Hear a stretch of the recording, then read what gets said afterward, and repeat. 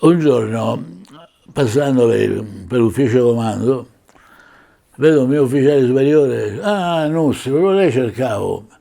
E comincia una serie di complimenti, dice, Timeo Dana, siete donna ferente, siamo una storia botte mia.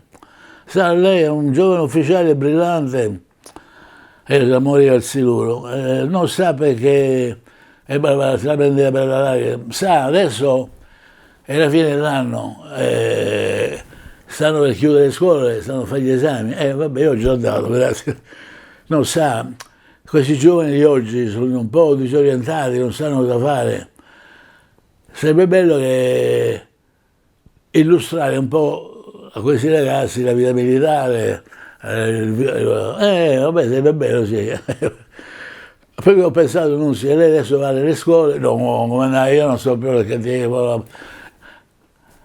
no, guardi, no, se lei invece è proprio il tipo giusto, ma non guardi, non so il tipo giusto, insomma, la favola, mi aveva arpionato, non poteva più scappare. Allora andare al liceo filippino, una scuola molto nota a Treviso, molto, un bel nome di scuola molto seria. E lì comincia la mia emergenza, e mo che dico a questi? Mi scrivo un copione e poi si mette a leggere se viene a pernaglie. Oppure mi scrivo dei capisaldi e poi parlo così.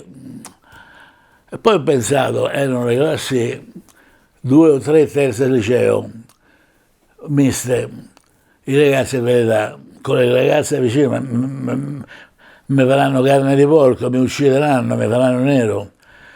E allora ho pensato una cosa, quando c'è di fronte al pericolo, la cosa migliore è aggredirlo, partire tu prima che parta il nemico. E qui a questo proposito posso dire un episodio che non è aeronautico.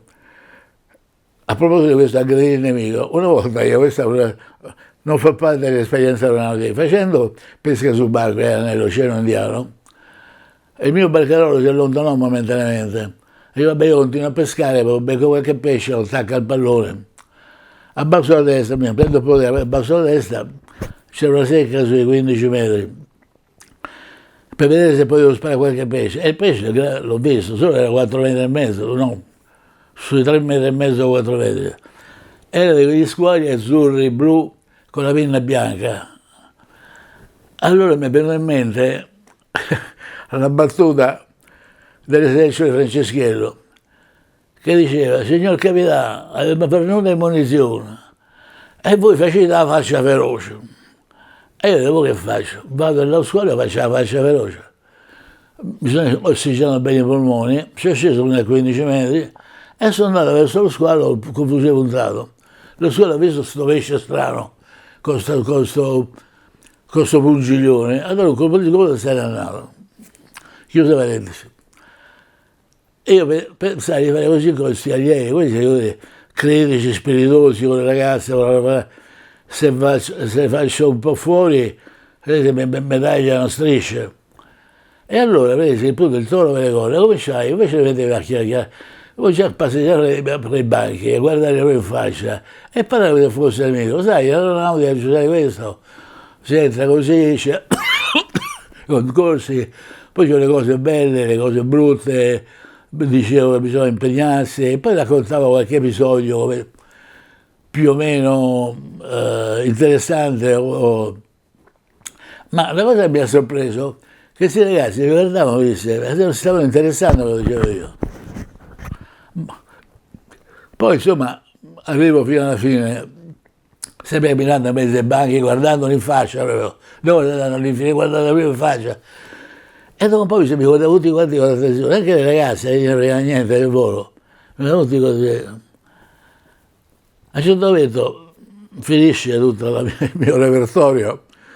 E poi ragazzi, il mio calupo agli esami, se pensavi in aeronautica, forse ci ritroveremo. Stavo avviandomi alla porta, mi hanno circondato, ma non sono più uscito. No, signor capitano, ci dico, mi facevano domande, ci ammazza. Finalmente sono riuscito a riguadagnare la mia macchina, pure questa emergenza l'abbiamo risolta, e me ne torno a casa. L'indomani e incontro quell'ufficiale superiore di maestro. Ha visto Nuzzi, che era lei quello indicato, ma che no, perché il preside della scuola mi ha telefonato apposta per dirmi che dopo che lei è finito ha avuto un sacco di applausi, standing ovation, hanno fatto le feste tutti quanti, ma che so che dire, e io siccome lei è bravo adesso fai anche le altre scuole, no, ma devo andare, niente, mi è toccato anche per le altre scuole. A questo punto c'è un altro volontariato mio. Il mio comandante mi dice, allora, c'è da andare a pratica di mare, dove c'era il reparto sperimentale, c'è da fare le prove di decollo con il razzigliato. Il razzigliato è un jet assist take off. Tu ci vai, e come te, sono sempre volontario, stavolta dico, è un bel giorno di domenica, mi preparo l'aeroplano per andare a pratica, apro il portellone delle mitragliatrici per metterci il mio portaabiti. Noi, il C91, le prove erano spartano da soldatacci, non c'era manco un bagagliaio per mettere un paio di scarpe. Noi avevamo tutti quanti, noi avevamo fatto un portaabiti flessibile, quelli di tela, poi aprendo il portellone delle mitragliatrici, lo mettevi fra la mitragliatrice e l'altro, ben piccolo, poi chiudevi, si schiacciava contro la mano, in mezzo alle mitragliatrici, poi la forma tutta così. L'inconveniente era che quando arrivavi, tiravi fuori sto baccalà surgelato, prima di mettere i vestiti dovevi aspettare con la mostrica a scongelare, perché dopo un'ora di volo a 50-55 sotto zero non è che c'è quella temperatura confortevole. Vabbè, comunque, fine del dettaglio, chiudo l'aeroplano, è vero, mentre stavo chiudendo il portellone, è vero, aveva un pullman con una catena dei ragazzi, erano quelli, dicevo, filippini, mi hanno riconosciuto, io la conferenza l'avevo fatta in divisa, in questo momento stavo in tuta al TG, mi hanno riconosciuto, tutti intorno, comandante, ero diventato una specie di attore, è stato famosissimo. A un certo momento spiego alle ragazze, devo andare via, devo andare a fare le prove di volo alle parti sperimentali, comandante, ci venga a trovare un sacco di tutti quanti grandi effusioni. Ero molto lusingato dal fatto che ero riuscito non solo a non farli addormentare, ma pure che si ricordassero nulla di me. Monto a bordo, metto in moto, dalla torre, in torre c'è un romano. Io chiedo l'orologio, vado al decollo, comandante, conferma che fa passaggio basso sul raccordo? E certo, confermo. Dopo il decollo c'è una bella virata larga, perché con le taniche piene era un polmone di Gironto, faccio una virata molto cauta, mi mette in direzione del raccordo, c'erano tutti questi studentelli, e lì mi sa che è un po' esagerato. Mi sono messo la panza a terra, ma il problema è che questi sono tuffati tutti per terra da una visualità. Faccio un passaggio, poi batto le ali per salutare e me ne vado.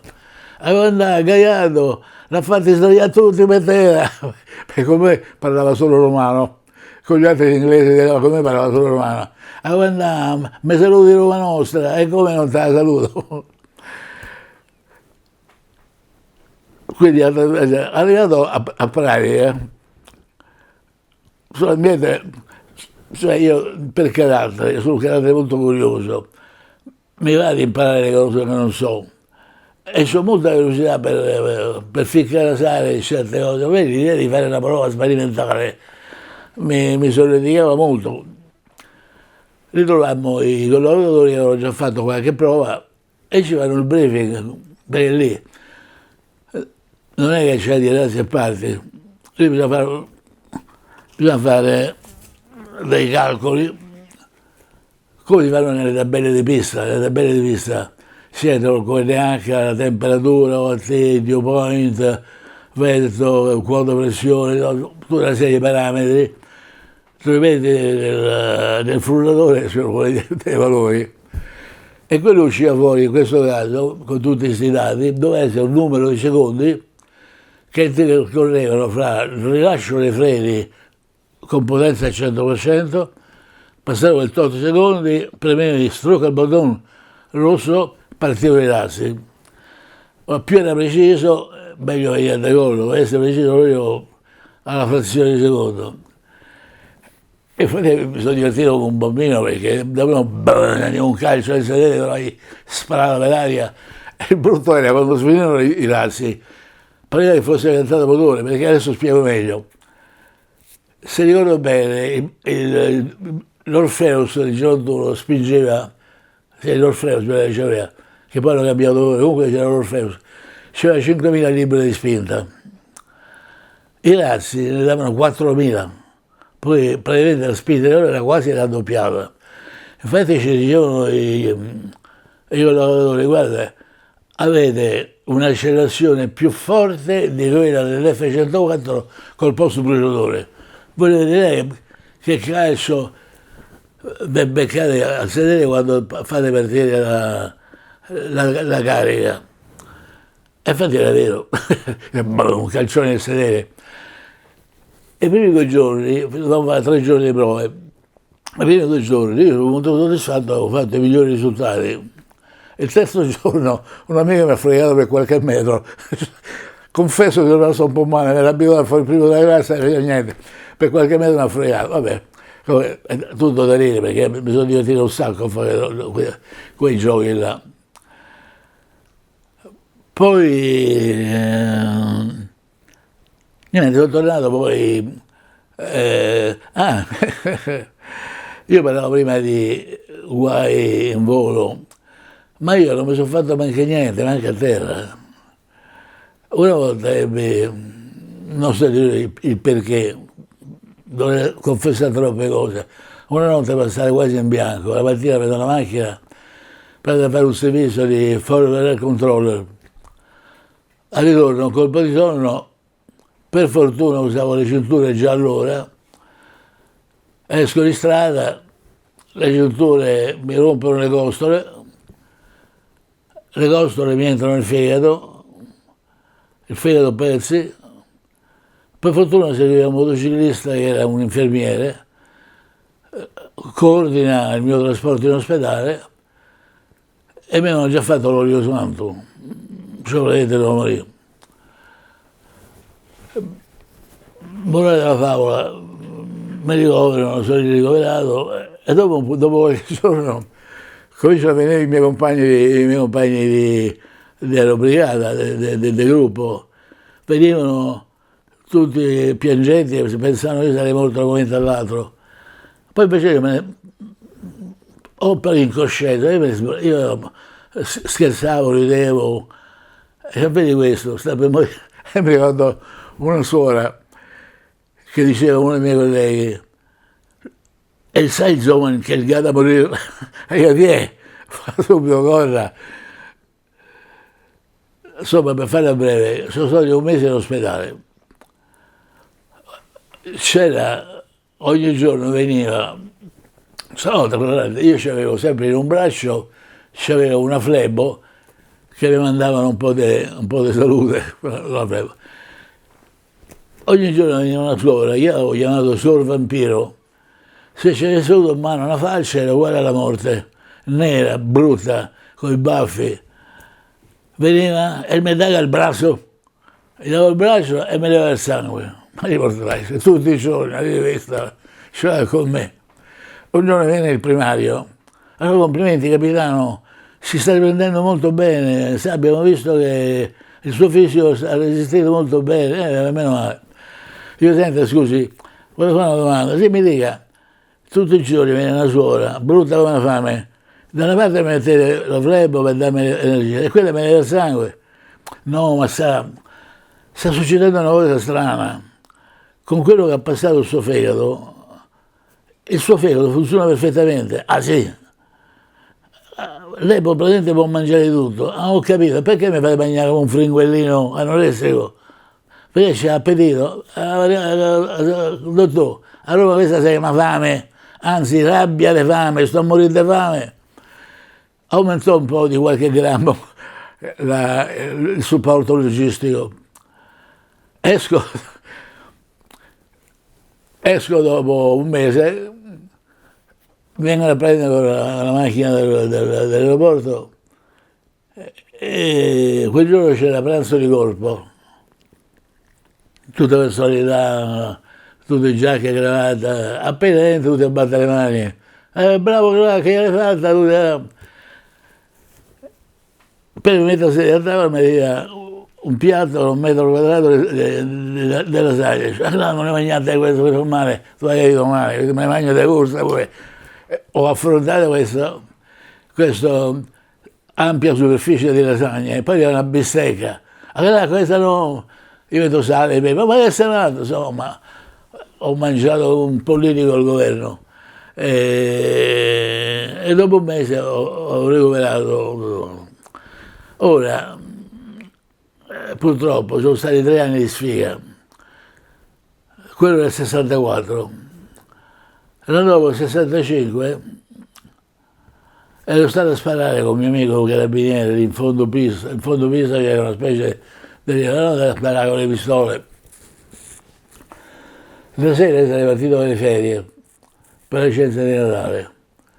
Normalmente quando io partivo, viaggiavo sempre di notte. Io quando entravo in macchina mettevo la pallottola in canna e mettevo la macchina sul sedile. Hai visto mai? Quel giorno andavo a sparare, torno su, pulisco la pistola, provo l'estrattore e metto la pallottola in canna, devo toglierla. Vabbè, ma mo scendo, la devo rimettere in canna, vabbè, metto 2 sicuri. Uno sull'otturatore e uno sul cane. Il cane è bloccato e l'otturatore è bloccato. Per mettere un modo di dire napoletano un po' volgare,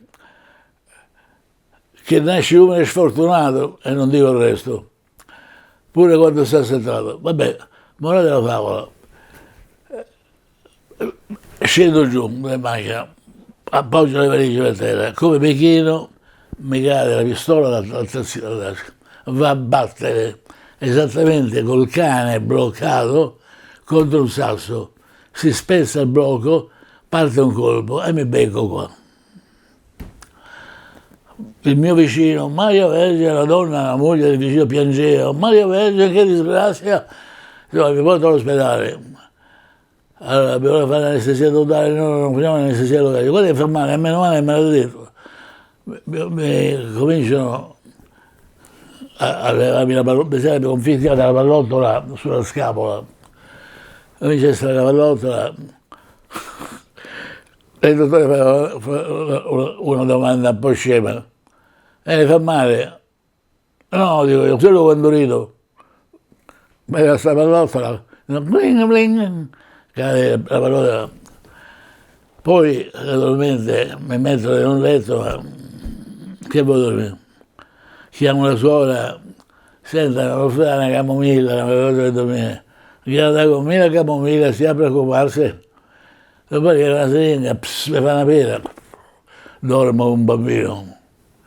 L'indomani gli dico, ma se ho fatto bene quella cosa, che mi ha fatto sua sorella? Niente, un fiantino di morfina, pure drogato so adesso. E poi è finita che Radio Angel si raccontava le cose, non si è sparato, non si è sparato sul fegato, erano uscite le notizie più strampalate su Glacchi, vabbè.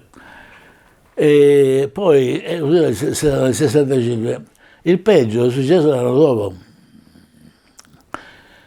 perché mi sono sposato. E il giorno, poi dicete, poi è vero che te ne vai a cercare, il giorno era il 6/66, il 6 è il nome del diavolo. Io adesso del matrimonio non ne parlo, altrimenti potrei dare spunto a Dario Argento, a qualche cosa allucinante. Comunque steniamo il velo pietoso sul collo.